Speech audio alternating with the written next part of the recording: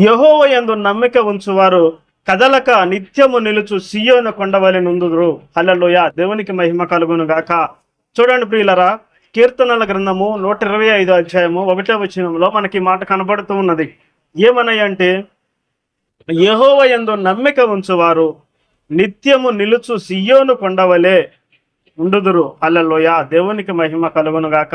ఆయన పైన నమ్మకం ఉంచిన వారు అంటే చూడండి ప్రియులరా, కొండ తుఫానే రాని, వడగండ్లే రాని, మరి బలమైనటువంటి గాలులే రాని, లేదా భయంకరమైనటువంటి మరి తీవ్రత, ఎండ తీవ్రతే రాని, ఏదైనా కూడా అది కదలక అలాగే ఉంటుంది ప్రియులరా. అలాగే మన జీవితంలో కూడా దేవుని పైన నమ్మకం ఉంచితే శ్రమలే రాని, పోరాటాలే రాని, ఆటంకాలే రాని, ఇబ్బందులే రాని, రోగములే రాని, వైరస్లే రాని, ఏది వచ్చినా కూడా దేవునిపై నమ్మకం ఉంచినప్పుడు చూడండి ప్రియులరా, నిత్యము నిలిచే సియోను కొండవలే. అంటే మనము ఏది వచ్చినా కూడా ఆయనపై ఆనుకొని జీవిస్తాం కనుక, ఆయనపై ఆధారపడతాం కనుక చూడండి ప్రియులరా, మనము కూడా చక్కగా మరి శ్రమలకి లోబడినటువంటి వారమై ఉంటాం, నిందలకి లోబడినటువంటి వారమై ఉంటాం, అవమానాలకి నిందలకి బాధపడినటువంటి వారమై ఉంటాం, రోగం వచ్చినా మరి దాని గురించి బాధపడినటువంటి వారిగా మనం ఉంటాం ప్రియులరా.